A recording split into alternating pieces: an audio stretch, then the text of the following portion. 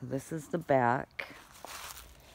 At least it's graded to where the water's not flowing into the foundation, but you do have a hill here. Looks like it might be pasture up there.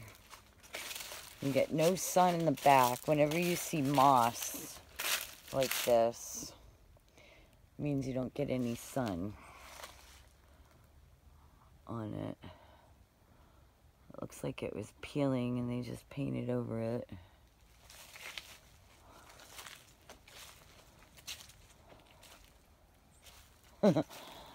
Looks like they spray painted recently because it's on the vegetation.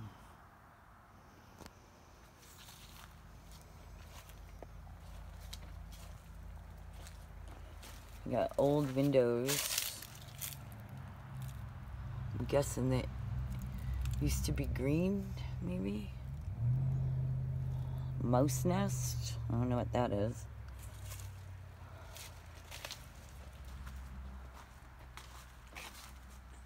This is OSB board right there.